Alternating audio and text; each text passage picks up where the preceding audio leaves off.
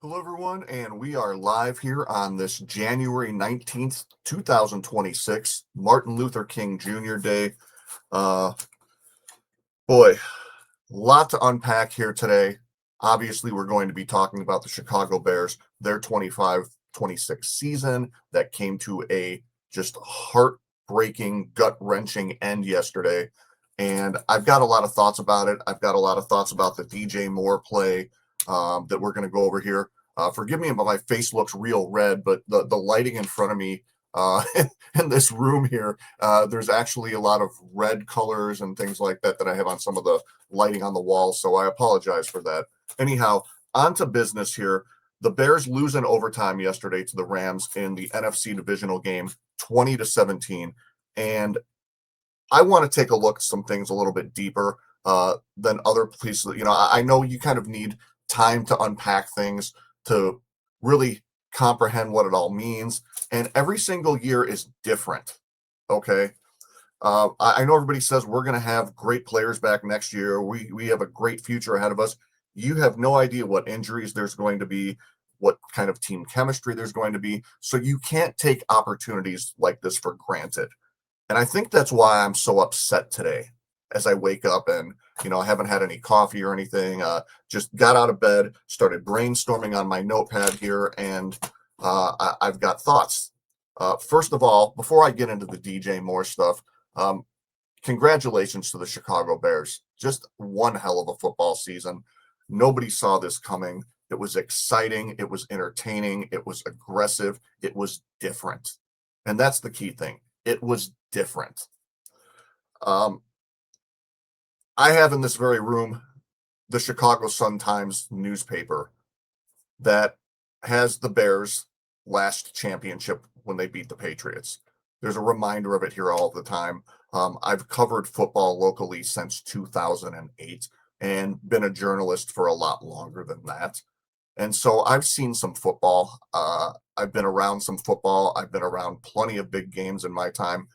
And there's really no other way for me to put this. As exciting as the Chicago Bears were this season, you live by the sword, you die by the sword. And if you take enough chances and gamble enough, eventually it's going to come back and bite you. And that is precisely what happened to the Chicago Bears in overtime yesterday. Let's take a look. You know what? Let's take a look at the DJ Moore play first, okay?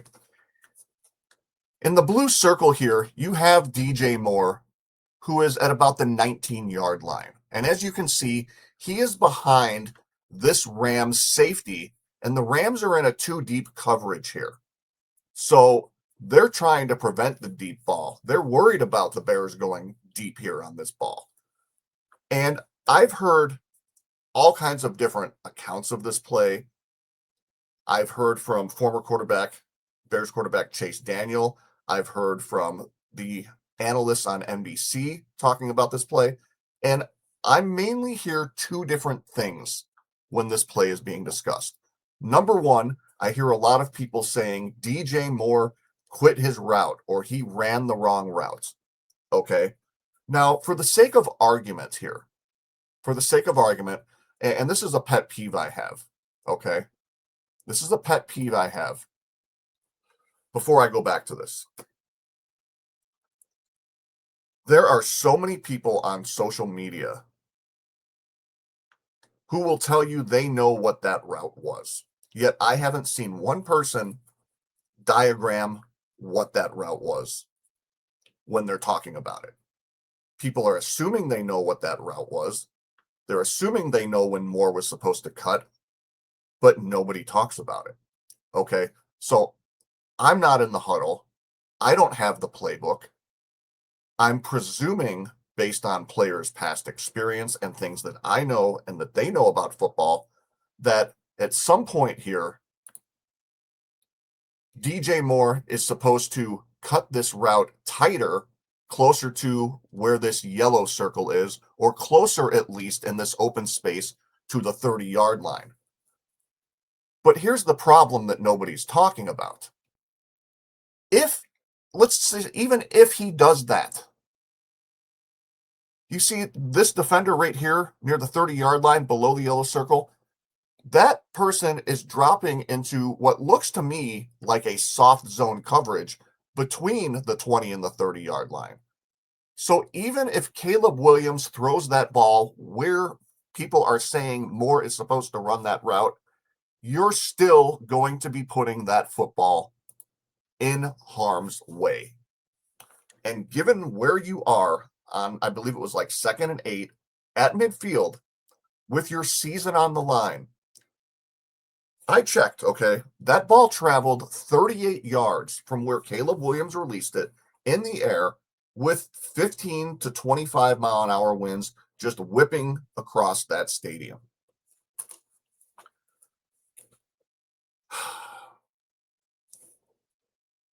I don't understand why you risk that pass. You had an easy check down 5 to 7 yards in front of you in Monangai. It would have set up probably a 3rd and 2, maybe a 3rd and 3. Maybe he breaks a tackle and gets a first down, and you're close to the 40-yard line. Instead, you try to sneak a ball into a tight window when the ball travels 38 yards in the air. When your completion percentage during these playoffs, Caleb Williams, is 52.2%. So forgive me for defending DJ Moore. I'm not saying he ran the right route. I'm not saying he ran the route flawlessly. But if he ran the wrong route, riddle me this, Batman. Why does Caleb Williams throw the ball to the tail end of where the mistaken route was instead of where he thought the route should be going, which according to most of you online is somewhere between the 25 and 30-yard line?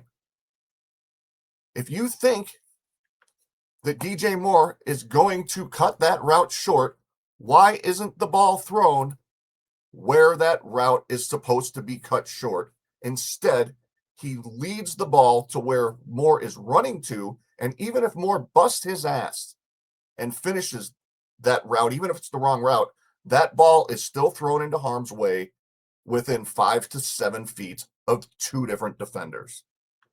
You don't take that risk when all you need is 15 yards over the next 3 plays to get yourself in field goal range and go to the NFC title game. Now, some of you may think, oh, you're being too harsh on Caleb Williams, et cetera, et cetera. No. I love what Caleb Williams has done this year. I'm pumped about the Bears' future. You have a generational talent, and it's not hyperbole to say that at this point. You have a generational talent in Caleb Williams who literally has changed this franchise's future. And that's saying a lot considering where we've been for the last, 10 to 15 years as a franchise. It's beautiful to watch. But the point is this. In games like this, there is no margin for error. When Ben Johnson turns down 3 points in the first quarter of that game on the opening drive, you're at home. You want momentum. You don't turn down points in the playoffs. You don't do it. And that's a lesson that we learned twice last night, because that was 6 points that we potentially could have had, and we wouldn't even have been in that position while our defense played the game of its life.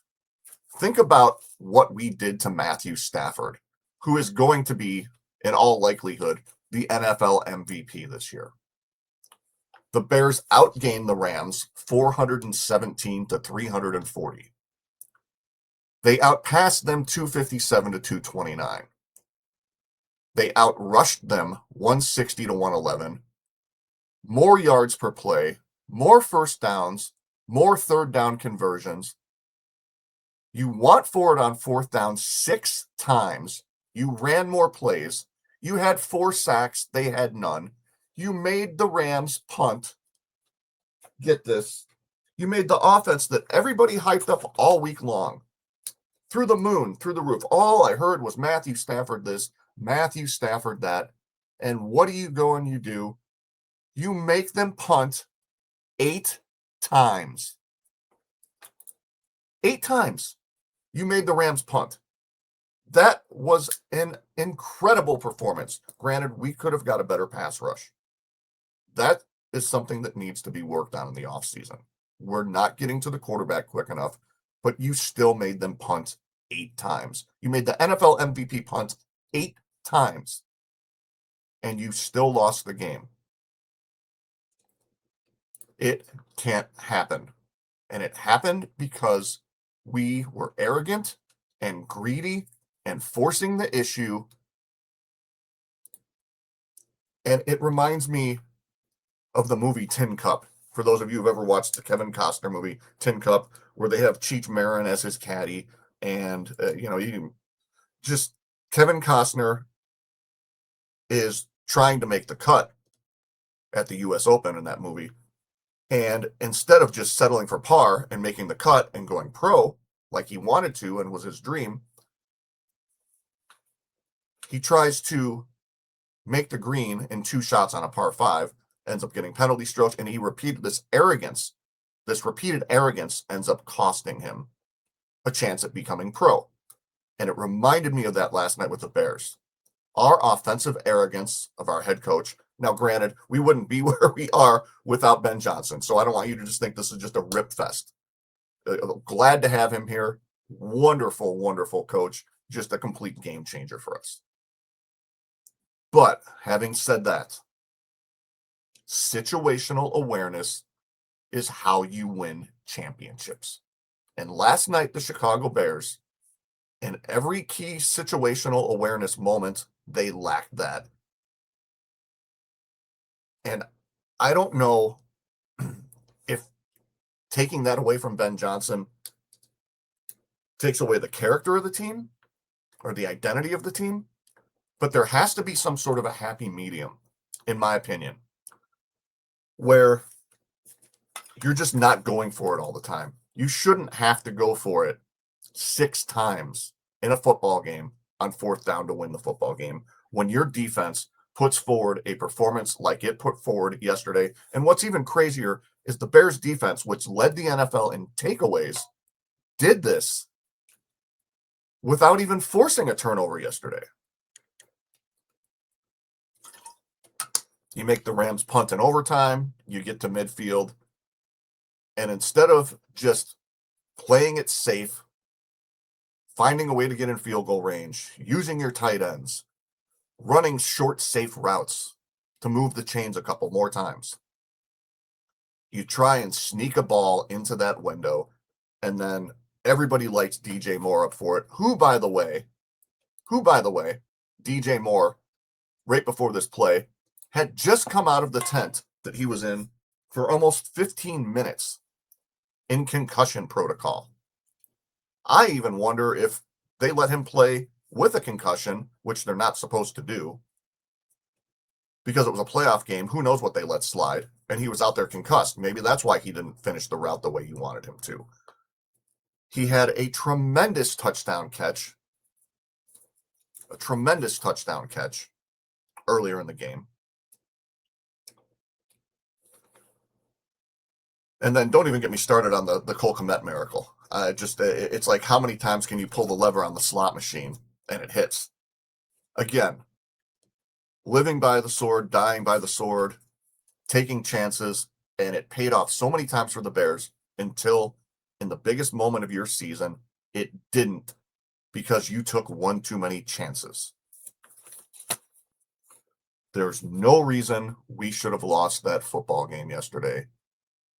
And I'm sure every single player in that Bears locker room will tell you the exact same thing.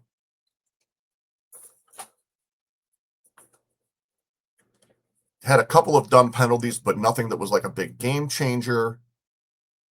We throw 3 interceptions. Obviously, one of those was basically a punt. We win the time of possession battle.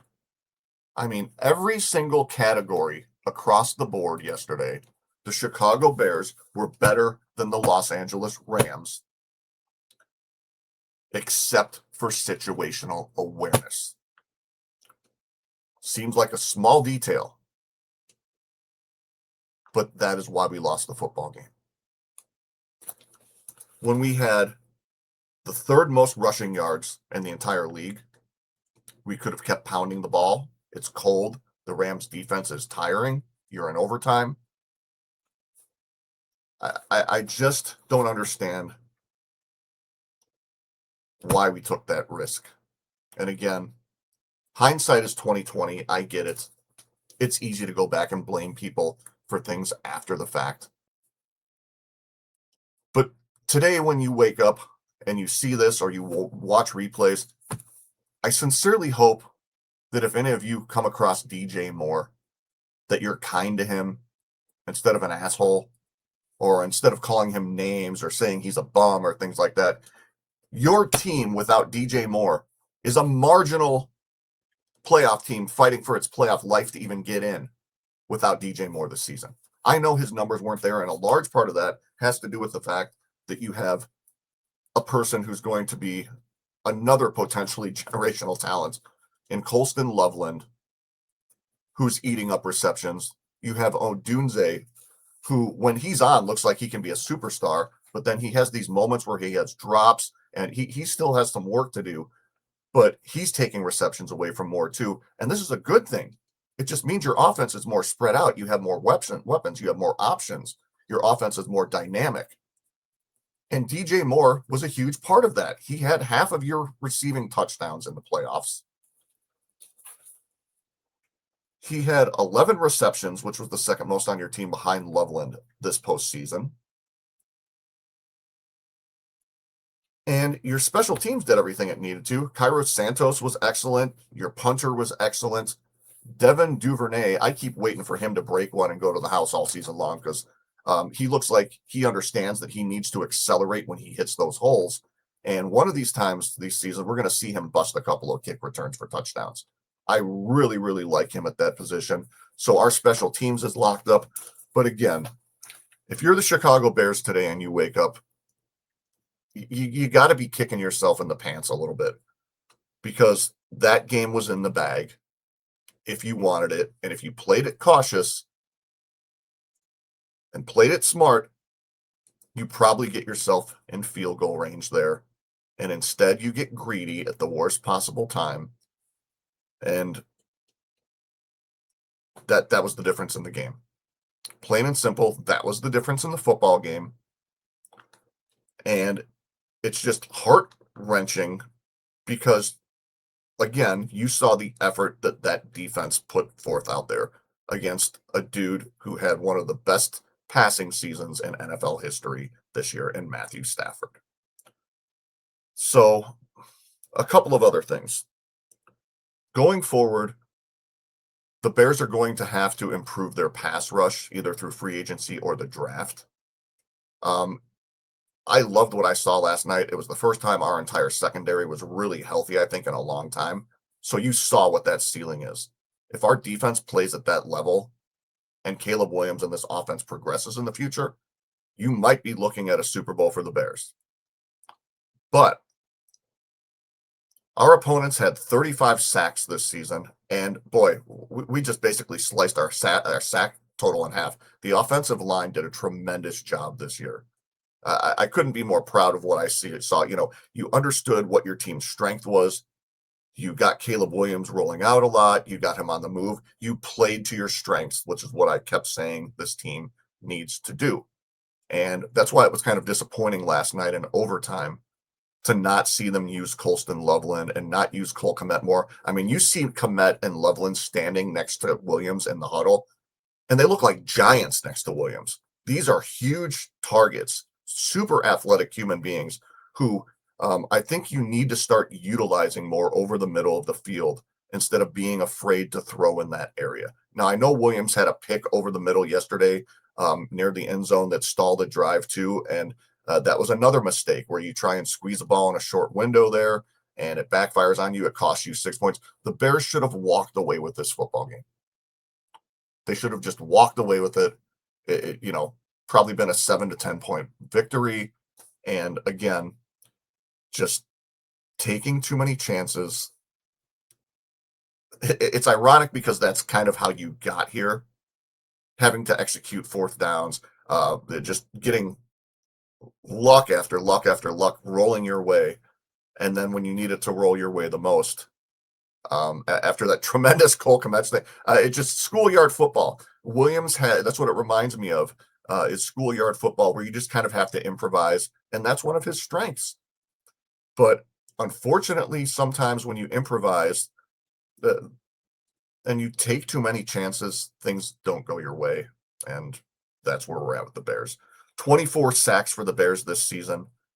That's not enough, especially when your opponents have 35. And what if I told you, despite the fact that we went into the playoffs 11-6, the Bears scored the exact same number of touchdowns as their opponents did this year? We scored 49 touchdowns. The Bears' opponents scored 49 touchdowns. So my point is, there's room for improvement, despite the 11-6 season, for this football team to get better. And so I'm wondering, did the Bears overachieve this year? How much of this was executing on fourth down, executing on third down, lucky? Because when you look at the numbers offensively, defensively, between them and their opponents, they're not that glaringly different. For example, the Bears were actually only 16th this season, despite all the hype of Ben Johnson's offense, with a 90.7 passer rating, 16th in passer rating, right smack in the middle of the NFL.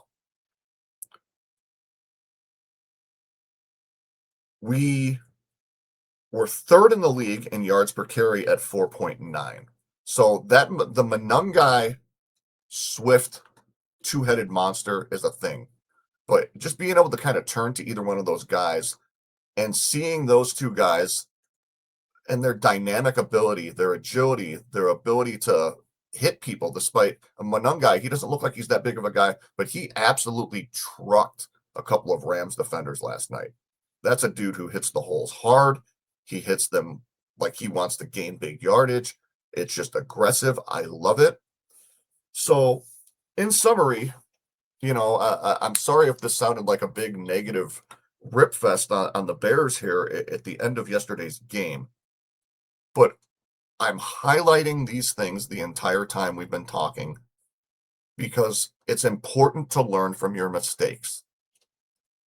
And as Caleb Williams matures and he gets older as a quarterback, I'm hoping we not only see that completion percentage increase, that needs to be worked on. There are routine throws throughout this season where he just gives the down away.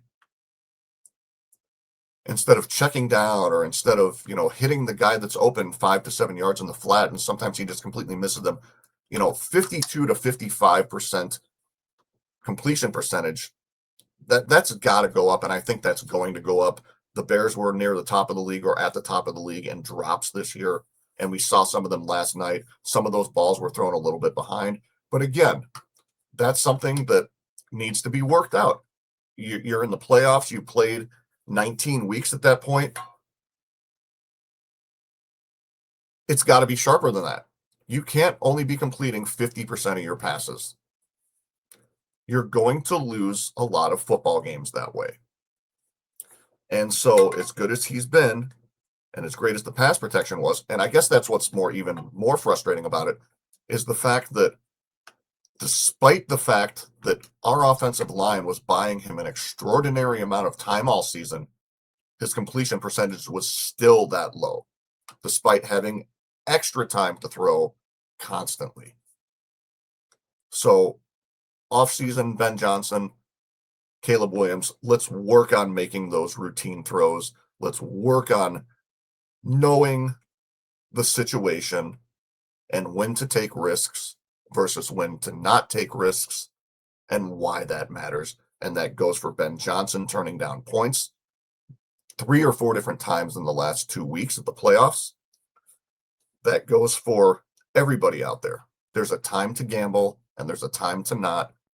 And I think last night we got a little bit big for our britches, and it was the reason why we're not playing Seattle for a chance to go to the Super Bowl.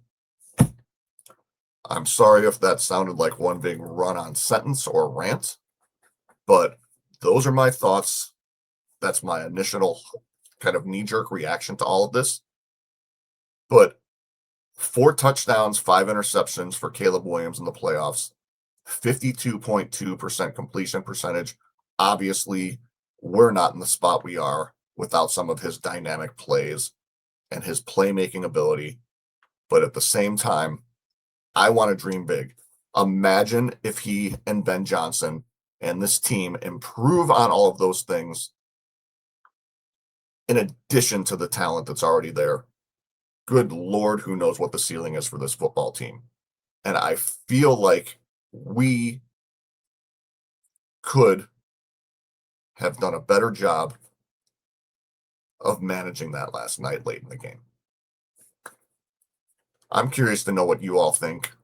Again, I just hope that if people see DJ Moore in public, he's signing autographs here today on Monday, later in the day at Jim and Steve's Sports Card Shop in Waukegan, Illinois. I think you have to pre-purchase tickets. It'll probably be a parking nightmare. But I hope that when fans see him today and in the future, you actually thank him and you're grateful, because that catch against the Packers, earlier this season, what he's done in the playoffs, that dude took a beating for this football team. And to just be calling him names and cussing him out and saying he's a bum and he's shitty and this and that, I'm not going to be that dude. I absolutely refuse to be that dude in the local sports media that isn't hyper aware of all the great things that man has done for this franchise to put you in this position in the first place. So DJ Moore, every athlete makes mistakes. Whether he ran the wrong route or not, that ball should not have been thrown, period. 2 wrongs don't make a right. They just don't. So thanks again, everybody, for watching. As I stated when I made the first episode of this podcast, I'm going to try and keep these to like 30 minutes or less, so it's just not me going over the same thing over and over and over all the time. I hope everybody's doing well. This is going to be a real crappy weather week here in Illinois, so stay warm, and I guess we have baseball season to look forward to coming up here with the Chicago Cubs and the White Sox signing, quote unquote, the Japanese Babe Ruth. We'll see how that goes, but I'm interested to see Colson Montgomery and some of the players the White Sox have added to their lineup, because I think you could have a couple of guys in the lineup now in the Sox order in Murakami and Montgomery that are both like 30 to 40 home run guys, and you could see some baseballs flying out of the park there this season. That's a team that's going to get better, and I think is going to creep toward 500 or better if they start getting better pitching. I think the Cubs are going to be a playoff team again, and we can discuss some of that here coming up in the future as these teams prepare in about a month to hit up spring training. And this is that downtime of the season I don't like, where, obviously the Bulls aren't doing anything. The Blackhawks are still in a transitional phase. So it's kind of a downer to not be able to wake up next week and see us playing Seattle with a chance to go to the Super Bowl. It hurts my heart. It kind of felt like we read the greatest story ever, some sort of a Ernest Hemingway novel or something, but then like he just forgot to write the ending, or the ending just absolutely sucked, and you get the rug pulled out from underneath you. And I think that's what the most cruel thing about this Bears season was, is that I think some of that was preventable, and I think some of that was our own doing, shooting ourselves in the foot, being a little too cocky out there at the wrong time. So thank you, 2025-26 Chicago Bears coaching staff. I salute you on one hell of an effort.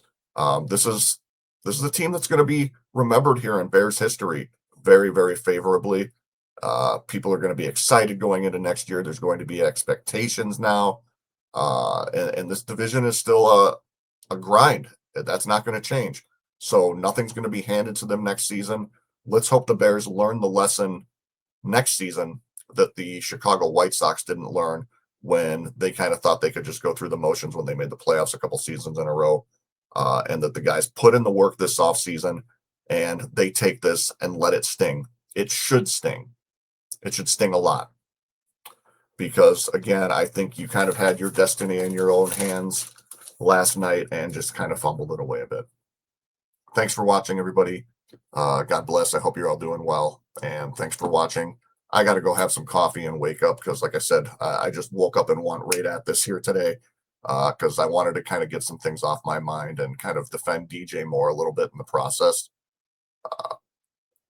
Just a shame to end the season that way. It was fun. Take care, everybody.